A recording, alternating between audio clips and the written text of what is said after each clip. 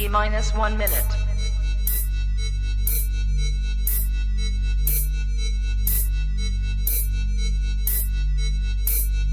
T minus 50 seconds.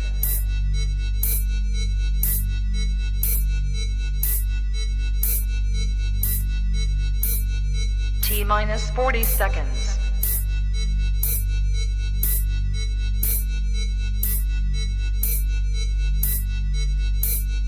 T minus 30 seconds.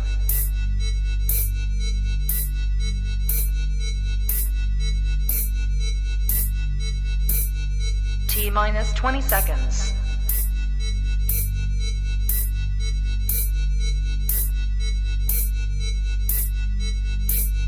Ten, 9, 8, 7, 6, 5, 4, 3, 2, 1, 0.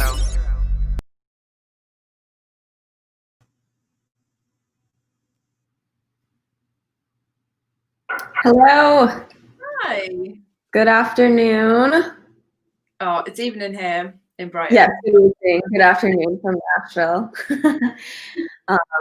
So everyone, welcome to whoever's watching so far. This is week 3 of our 6-part session, all about awesome women in music. And for this session, we'll be answering questions throughout instead of at the end. So feel free to drop them and Katie will answer them to the best of her ability. And I wanted to say one other thing before we kind of dive into the questions. We are still doing a giveaway. So the link should be dropped in the stream over the next hour a couple times. And you guys can click on that and sign up to win a license for a BrainWorks BX console. And then the grand prize, you'll also be entered in for a pair of Atom Audio TAVs. So happy entering. But we have Katie, a mastering engineer today, joining us. Thank you so much. Hi. To talk all about mastering. Before we talk about mastering, I'd like to just know a little more about you and for everyone to get to know you better. So where are you from? So I'm from Manchester in the UK. I live in Brighton at the moment, which is by the sea. It's really nice and sunny, and there's loads of dogs. So what's not to like? Awesome. Yeah. Sounds like a perfect quarantine situation. It really is. Yeah. So you've been working from home, I think, before all of this happened. So how do you stay motivated to get up and work from home? Because a lot of us, I think, are still getting used to that. Yeah, so I had a bit of practice because I moved out of a commercial studio into a home studio in sort of early this year, late last year. And it is weird. I'm not going to lie. It's totally weird. Like some days I will just put on a different pair of pajamas to go to work. It really helps. Like having a set time to get up, just forcing yourself into some kind of routine. Like if something distracts me in the morning, then the rest of my day is just really unproductive, you know. So yeah, I find like getting my work done as early as possible. So most days I start at like 7:30 in the morning, which is weird because I'm not a morning person. I never thought I would be, but it seems to work. Nice. And yeah, get everything done like really early, and then you're like, oh, I've got the rest of the day to do whatever. Not a lot in lockdown, but yeah, I kind of found myself doing that as well. I'll just wake up and I'm like, all right, let's get this done. Yeah. And I guess, how did you get into music? And are you a musician yourself? Sort of. So I did a music degree. Like I learned the violin in school because I heard these other people playing in school, and it was the worst thing I've ever heard in my life. And I said to my parents, I was like, I want to play the violin, pretty please, just because I'd never heard anything sound so terrible, and I was really interested in because I was really into music, and so that was a really good influence of what music can sound like, but then to hear something that sounds terrible as well, it was just like, it just gave me so many ideas from a young age. So I've played violin like forever pretty much, and that's what my degree is in. But I knew I never really wanted to do that for a career, so I was always really into the technical side of music, and just nerded out. Like I didn't have a social life. I was too much of a nerd. I was making beats on the computer when I was like 15 or 16. And yeah, then I was always like, oh, I want to do something on the technical side of music. And when I went to uni, they had some studios and there's a little like recording module, but I basically spent all of my time doing that and none of the time like on the rest of my degree, which could have been a massive balls up. But one of my tutors was like, hey, you never leave here, do you want a job in a studio? And I was like, okay. That would be cool. So I thought it'd be just a little bit of work experience, but it turned out to be like a proper job, and I was working there for a while. And then that was really cool, but like I'm terrible at mixing, and as part of that job I had to mix, and I'm so bad at it, and I've got a really short attention span, and spending like an hour on a snare drum just does not appeal to me. And so I was kind of asking around for advice. This is like 10 years ago, so there wasn't that many resources on the internet. But someone told me that if I wanted to improve my mixing, then I should learn how to master, because I'd know what it would like, know what the finished product would be like. So I used to steal like mixed tracks from the studio I was working at and master them without really knowing what mastering was, on some like tiny desktop PC speakers and stuff. And then I'd sort of match them up when the professional masters came back, and see like why didn't mine sound like theirs, and what could I do next time, and to make mine sound better, and why had they made like certain choices in the mastering. So I'm very much self-taught, but I kind of realized pretty soon that I really preferred mastering because it's finishing something instead of, when you're in the middle of a mix, it feels like panicky and awkward. And then one day, this guy called James Routh, who is an excellent music producer from Blackpool, and he also plays in a load of bands as well. He messaged me on Facebook, and I didn't even know him, and he was like, can you master an EP for me? I need it by tomorrow morning. So we basically stayed up all night, and I was like, yeah, don't use it if it's terrible, but I'll give it a go. I'm not a mastering engineer. But we worked together, and we got well, obviously looking back, it's not my finest work. But, we got a passable result, and the record is really cool, and we still work together now, which is amazing. So I think that was about 8 years ago. So it's been a while, and yeah, it's been like, there's never a point where I think I'm finished learning. Yeah. Like even stuff I did last week, I look at it and go, oh no, I do that totally different now. So that's kind of what I really like about mastering, and every single project is totally different. And some days I could work with like 6 or 7 different artists, which is amazing. Like it's such a quick process, but yeah, it keeps me interested. Awesome. Well, I'm sure that's why you're great at it as well, because you just keep trying to improve and keep learning. So for those that are joining and are kind of new to music or are just music fans and they wanted to hop on, can you explain what mastering is?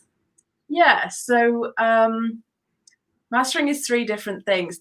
First thing and most important thing, it's a quality check. So for example, is the mix functioning as well as it can? Especially when people are doing an album, they might have sat with their tracks for a long time. Is there talking on the end of a clip that shouldn't be there? Are there any little clicks and pops that need to go away? Do the vocals need to come up? Like, can we hear everything? So it's very much to make sure that everything is functioning how it should be. The second part is the actual audio processing, and people, that's what I thought mastering was when I started. I thought it was just the audio processing. That's the part that's like showed off online as the big sexy part, but actually that's the smallest bit of mastering. Mhm. And it's taken me a long time to realize that when someone sends you a mix, unless there's something, sometimes people, especially over lockdown, have said, I've had to mix this on headphones from my home studio. Can you advise on the bass? Because I'm not super comfortable with these headphones in this situation. But most of the time when people send you a mix, they're happy with it. They don't want it to sound different. And a lot of new mastering engineers, including myself, when I started out, I was so guilty of this. I was like, oh, let's see if I can do this and make it sound all of these different things. And actually, that's not what mastering is. It's giving a track the extra 2%. It's the tiniest bit. And so the audio processing is a really small part of it. And then probably the biggest part of mastering is the filing. So for example, if you've got an album of 10 songs, they might be like a 48K WAV file, but then they might want a 44.1 24-bit WAV file for distribution online. And then they might want CD versions. So you're going to have to make 44.1 16-bit versions and a DDP file. All of that has to have metadata embedded in it. So that's already 30 individual files that need metadata embedding, plus a DDP, which has a lot going on. So a DDP is basically like all of the track markers and the CD text. And then vinyl sides, you might have to compile vinyl sides, and then there might be instrumentals and radio edits. So all of a sudden, this 10-track album becomes a massive, massive project. And so keeping track of all those files, making sure that they're all absolutely spot on, and you've not spelt something wrong on there, that's a really, really big job. And even really experienced producers are sort of not always aware of this.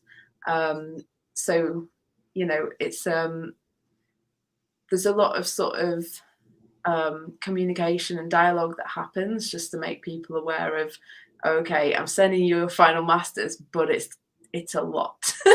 And this is what they're all for. So that's an enormous bit of mastering. That is a lot. Everything has to be perfect too. Yeah. All right, I'm gonna ask you one more question, and then we'll take some questions after this one. And if you don't have any questions and you're watching, just let us know like where you're watching from, because we'd love to know. Automated mastering, pros and cons. So automated mastering is really cool, but it's not mastering. So the one part of automated mastering that it does is the audio processing part, which I just talked about. So that's like 1 out of 3 parts of mastering. So it definitely serves its purpose. Like, if people want to get demos mastered to send to, a label or to pitch to someone, then automated mastering is really cool, because it just gives like that sort of little bit of, I don't know, I don't fully know I don't understand the AI thing, but I'm guessing it just makes your track a bit louder, and probably just does a little sort of EQ adjustment. And so that can be cool, like, if it can give you a more polished sound for your demo, but it's not gonna tell you if your vocals need to be turned up. It's not going to tell you if you've got a big click in the middle of your track where there's like an edit that's not been crossfaded, and it's not going to create all of the different formats and embed metadata for you. So, and also there's been a few shootouts with automated mastering versus a real mastering engineer. And I think or the ones that I'm thinking of, the mastering engineer has won every time, like the real person. So, you know, I definitely think it has its place, but it's not, you know, if you really value your music, it's not the sort of the thing to do, really, because if you've spent so much time making a song and then you spend so much money in the studio recording it and having it mixed and it sounds beautiful, you don't really want to like trust an algorithm. Trust a human who has ears and will listen to it like other humans will listen to it at the end. So I think that's a big thing that people should bear in mind when they're considering absolutely. mastering. Awesome. Okay, we'll take a question now. Hi, Katie. What's the difference between mastering stems and mastering a track?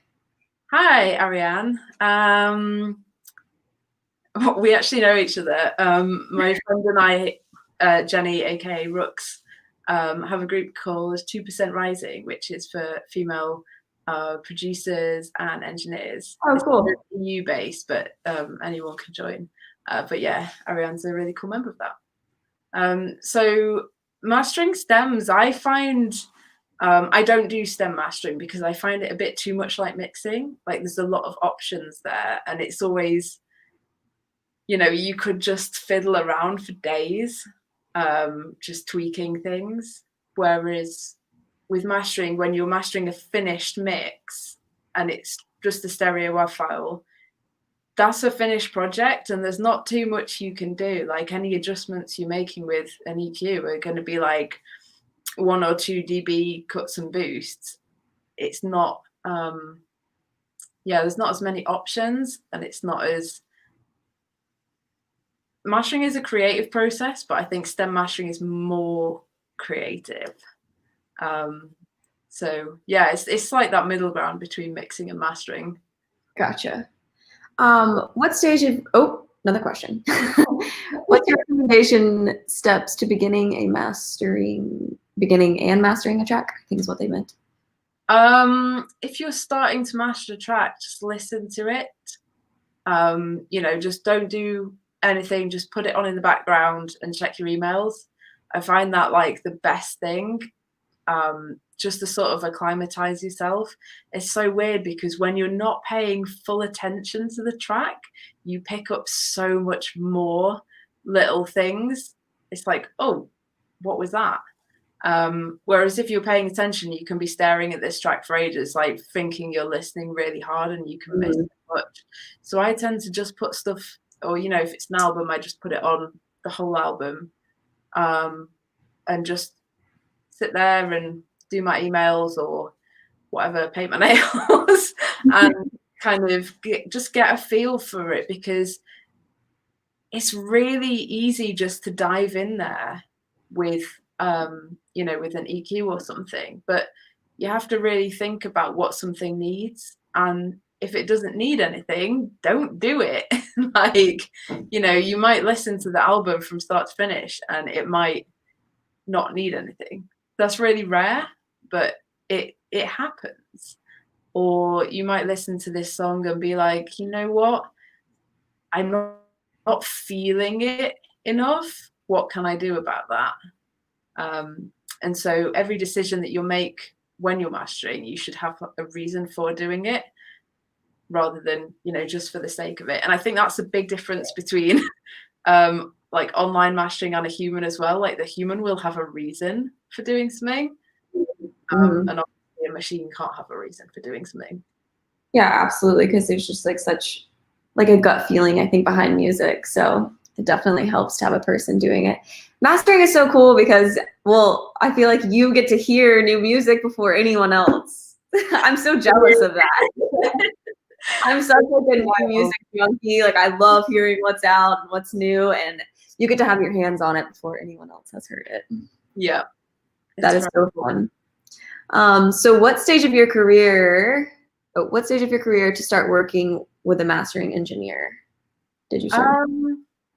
It depends who you are. For example, I really think that if you want to go into production or mixing, you should start working with a mastering engineer really early, even if it's just, for example, if you're a student and you're doing a course in audio or something, do a little swap with someone. So if you mix a track, get them to master it and you master their tracks, just so that you're working with other people from a really early stage, because it's really important getting that feedback from someone else, and sort of learning to work with other people, because this is a really, can be a really sheltered job. You're sort of in your studio alone for most of the day, but you do have to learn how to work with people and how to treat them really nicely and be kind to them even when they're stressed. And so that's a huge part of mastering. And if you're an artist, I would also probably not, if you've really, really put time into a release as an artist, go for it. But if you've just put some demos down in your bedroom that you want to start showing to producers or something, then that's the kind of thing where online mastering would just make something a little bit louder for. But if you've really, really spent time and this is the finished version that you're going to put out there, then definitely speak to a mastering engineer. Awesome. All right, let's take 3 more questions now.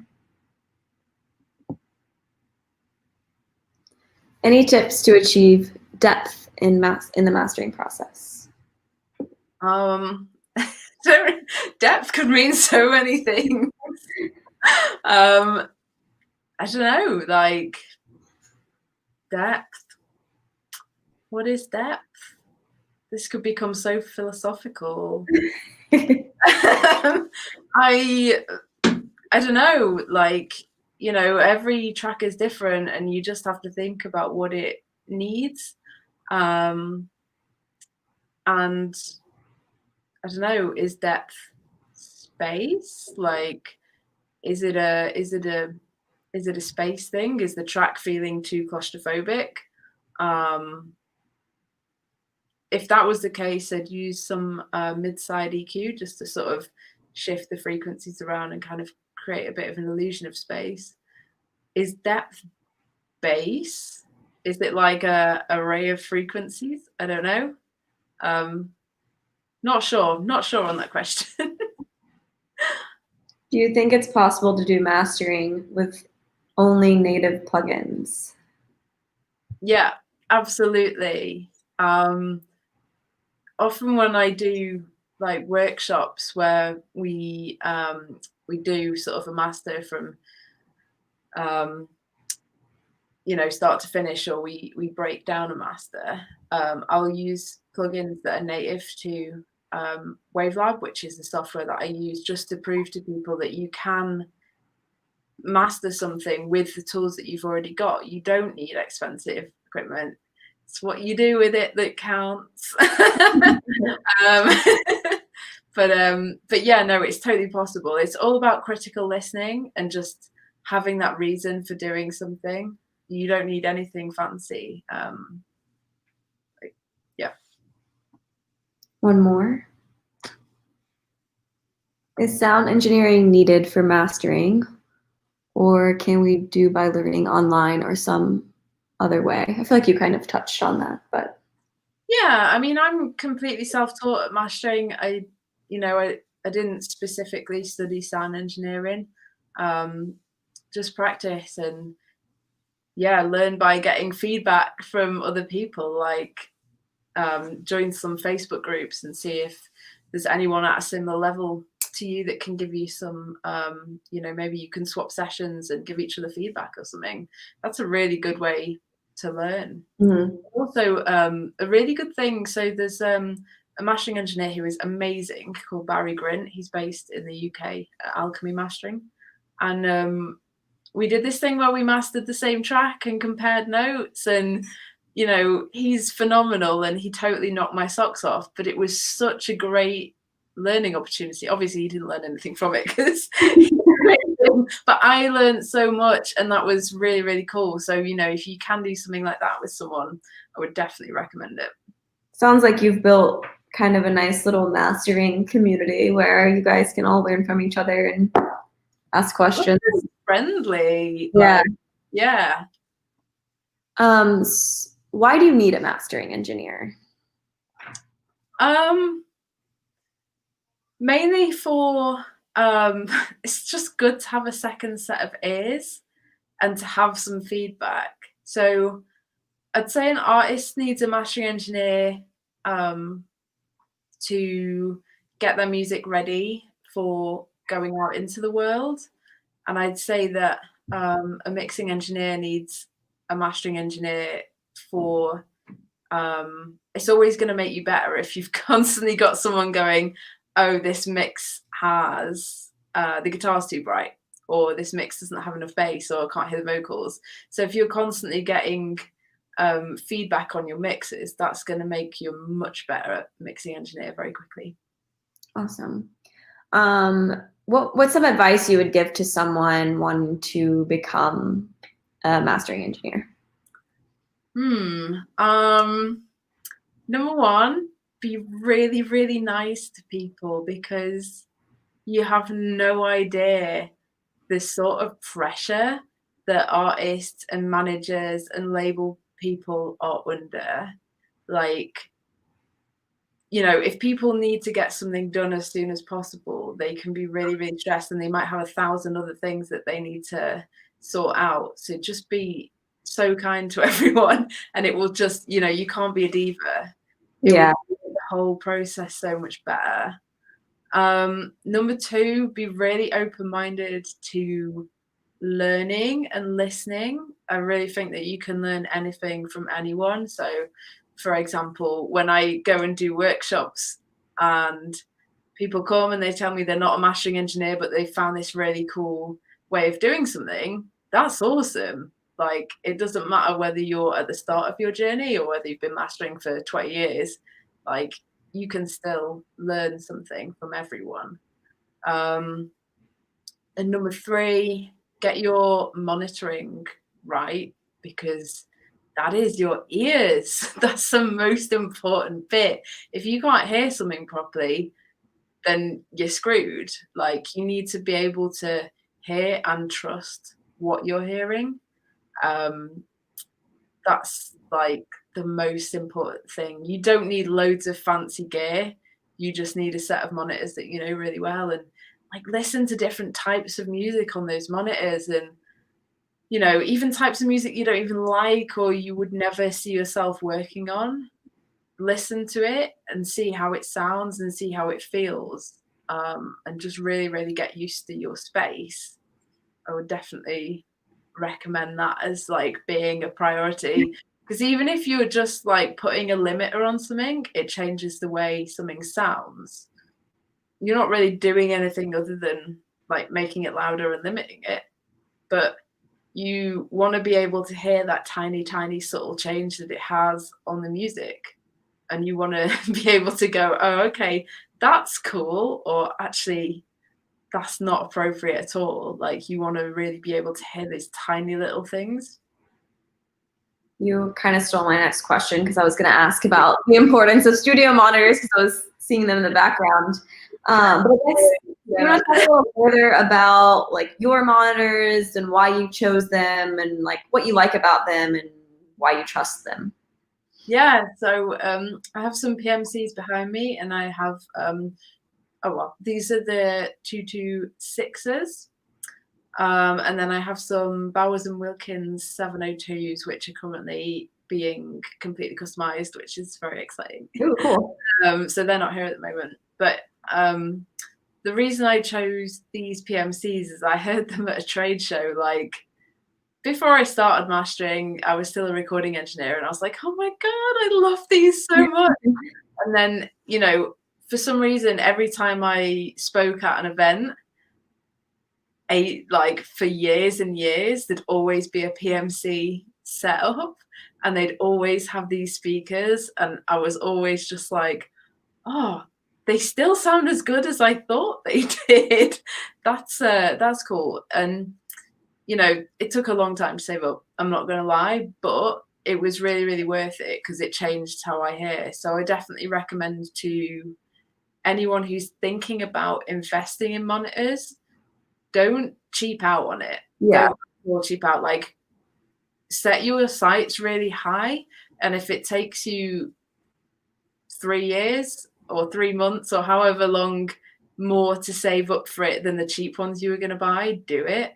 Like, listen to them first and make sure that you know, you really, really like them, and then just eyes on the prize, just keep saving because it's so worth it. Yep. The worst thing is, you know, I've bought cheap monitors in the past, and the worst thing is like thinking it doesn't feel right. I don't feel like I'm hearing what I should be hearing. So you know, keep at it with monitors. Definitely. Don't give up on your saving. Yeah. All right, let's take some more questions. Hi, what are your thoughts about tuning your room and treatment? I think it's pretty important, but it's not, you know, it is important, but it's better to have a room that you know really, really well than a room that's perfectly treated, but you don't know how things sound in it. Like, you have to listen to your own room a lot, but you know, even if you can't really afford like mega acoustic treatment straight away, there's other options. So you could like DIY some acoustic panels. That's what my first studio in London was. I did an exchange for mastering an album.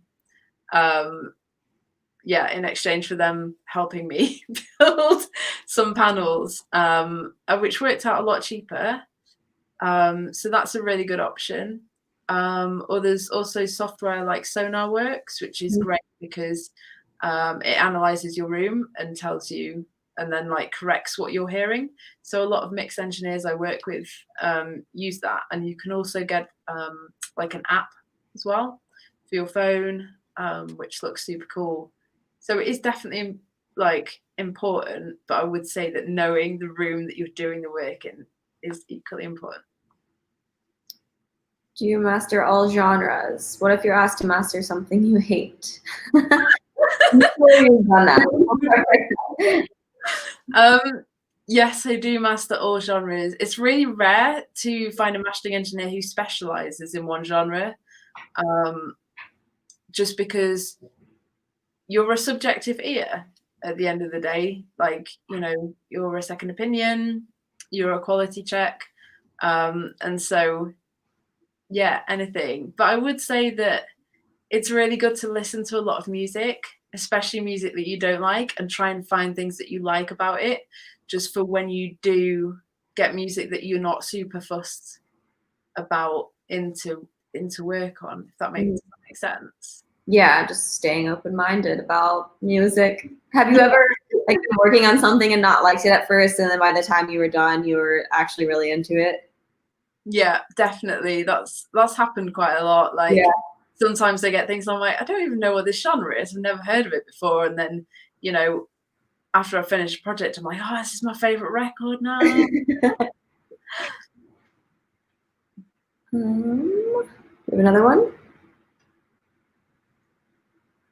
It's gonna pop up. Okay. Any tips for ear training?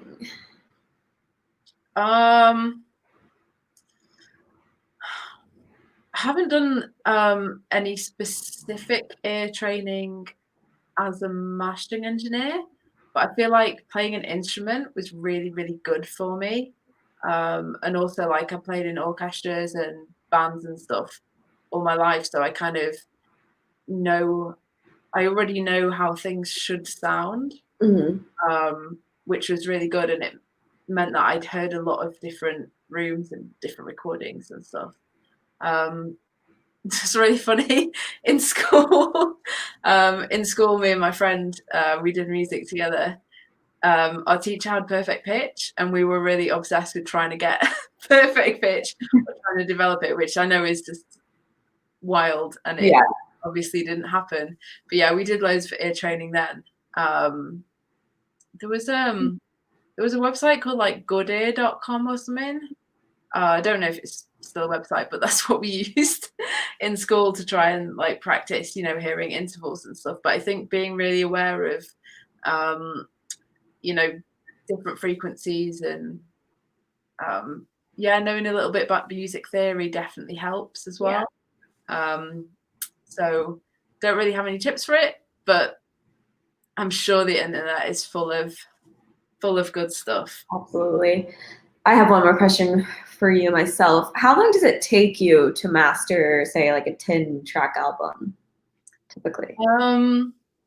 So the initial like quality check and audio processing would probably take about a day.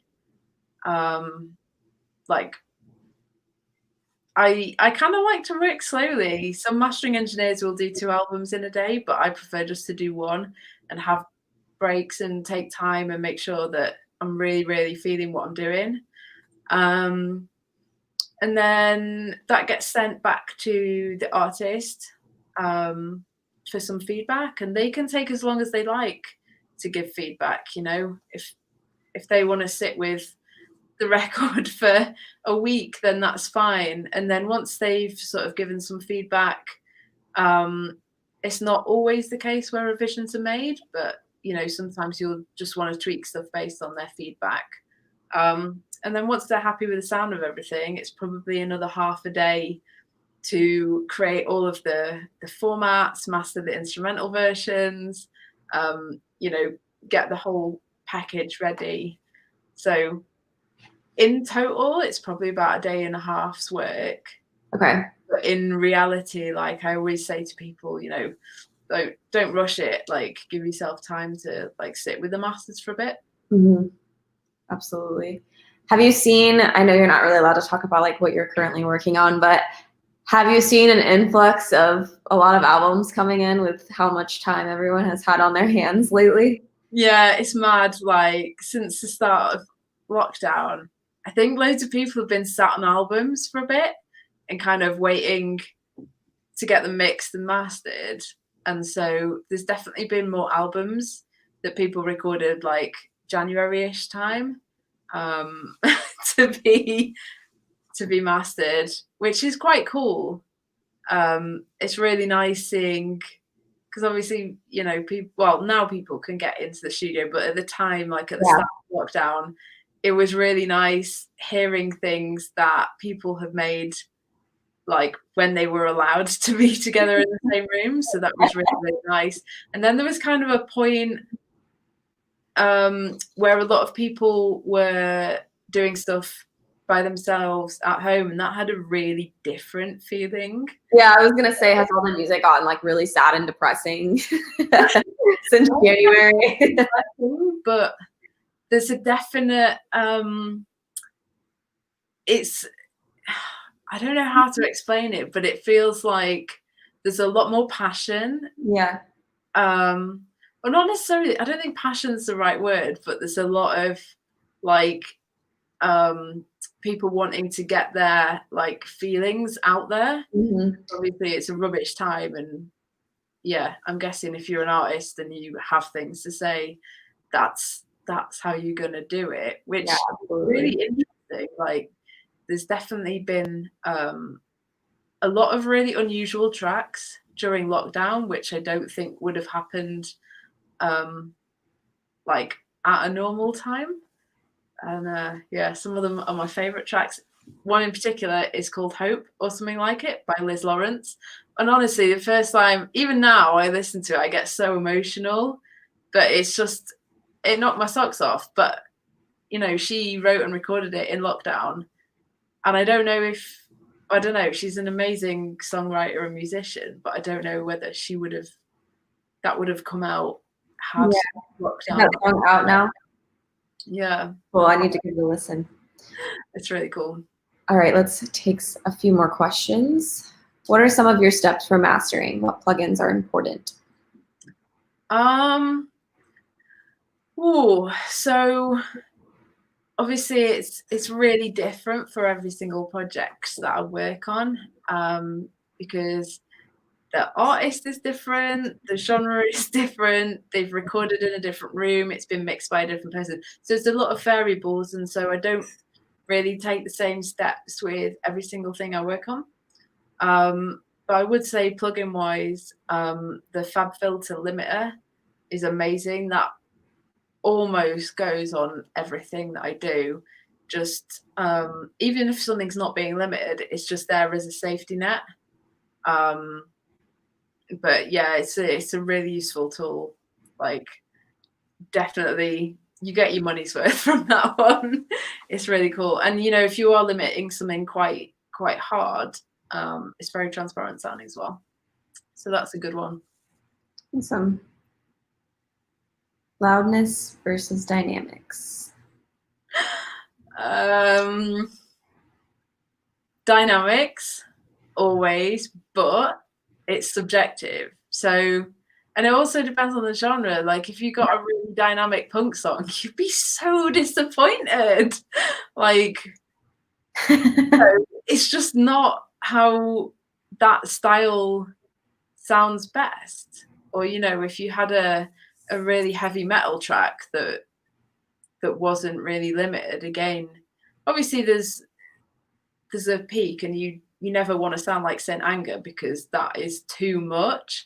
But you want a very dense sound for those genres. But if you mastered a classical track and you didn't have any dynamics in it, that would be weird. In fact, I've never even tried like brick walling a classical track. Maybe that's something for people to experiment with. Yeah. Practice. Let's do a couple more. Oh, thanks for the shout out, Kat says. So Kat is on the panel next week. Yes. And she's an awesome manager, and we work together quite a lot. But she's Liz Lawrence's manager as well. Oh, awesome. Yeah, so everyone watching next week, it's all about like marketing and management. So we have an awesome panel next week of a ton of people. So it looks amazing. I'm excited for next week. Question: how do you consider meters on DAW versus what you hear? Which do you follow most? What you hear or what the meter says? What I hear and like what I feel as well. So sometimes like the meters can be saying it's way too loud, but if it doesn't feel right and I feel like it needs to be louder, then I'm going to make it louder, because at the end of the day, a meter is just a number. But it's, people that are listening to these songs when they're out there in the world, they're not going to be watching meters. They're going to be experiencing it, on their phones when they go for a run or in a club or wherever. And so it's got to feel right, and it's got to feel like not correct, but appropriate for the sort of style of music that it is. So I would always trust what I'm hearing over metering. Absolutely. I have another question. Besides your monitors, what is your other kind of like go-to gear that is a must for you? I'm really not much of a gear person, to be honest. Like, I think, the monitors are where I've seriously invested in stuff. Mm-hmm. Everything's mirror image, so you can see there. I've got my my interface and converters. That's the links, and that's really cool. And then I've got some EQs behind me, and then I do a little bit of work on tape as well. Like sometimes if I feel like something needs to have a little bit more sort of saturation, sometimes I'll go rogue and do a tape playback on that. Cool. But yeah, it's really, really subjective. All right, let's do our last round of questions now. It feels really weird that people are actually watching. There's a lot of people watching. What is the priority for loudness in mastering process? What are the major priorities needed to focus while mastering? I would say the major priorities are not changing the mix too much, making sure that everything's balanced and the mix functions as well as it can, and that the artist's intention is being shown in the best light. Priority for loudness, that really varies. Like, I mastered an EP for a songwriter and singer called Lucy May Walker, and her songs are beautiful, and I just didn't want to put any limiting on those. So by sort of loudness standards, they're very, very quiet, but you can always turn them up. But they just sounded so beautiful without any dynamics processing, because they already had this gorgeous natural dynamics within the song. But yeah, then again, if I was mastering a punk track, I would probably go very heavy-handed on a limiter. So yeah. Let's do 2 more. Hey, Katie. Do you have to master a track differently for the club versus the radio? That's a great question. Actually, yes. So often when people are doing club tracks, they're going to want a really, really loud master that stands up against other stuff. So it kind of helps like DJs when they're choosing tracks, and I don't know what DJs do, forgive me. But yeah, a lot of the times if something's going to be for, to be played in a club, I'll do a really, really loud version, and then I'll do another version which is appropriate for streaming and radio. And the reason for that is radio compression sounds really, really bad. I don't know if you guys know the thing about radio compression. I think it started with the Chili Peppers. They wanted to make one of their albums dead loud, and it didn't sound louder than anything else on the radio because that compression just came in and flattened everything down. So you don't really want that to happen. It just sounds not good. And again, Spotify, if you've got anything that's really loud on Spotify will just turn it right down. There's an interesting website and plugin which you can look at. It's loudnesspenalty.com, and you can upload your tracks. It doesn't store them or anything, but it just analyzes them, and it tells you by how much streaming services will turn your track down by. Oh, that's interesting. So yeah, that's I would definitely treat like a club track differently. Cool. And last one. I was wondering that as well, actually.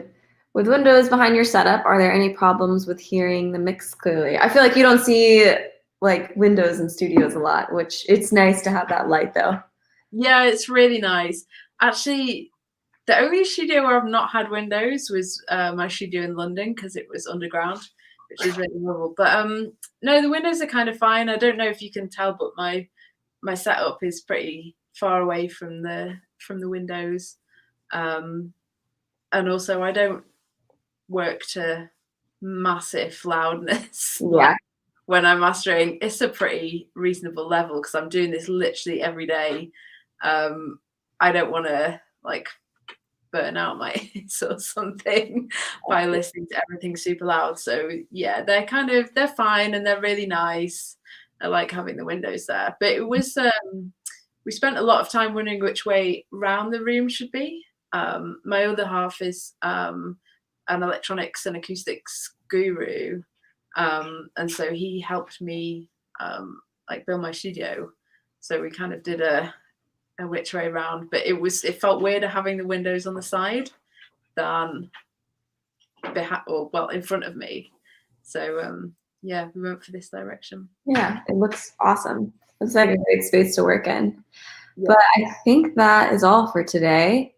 Thank you so much for joining us. This was really informative. I learned a lot. I think everyone else did too. And if you guys haven't entered yet, find the link in our comments and enter yourself to win a license to Brainworks as well as the Atom Audio T8Vs. And we'll be back 3 more weeks every Thursday. Next week, we'll have some awesome managers on. We're going to talk about social media and awesome other things. We have great guests. So check out our event page on Atom Audio and you can find out more information there. And thank you again so much, Katie. You were awesome. Having me. Yeah, of course.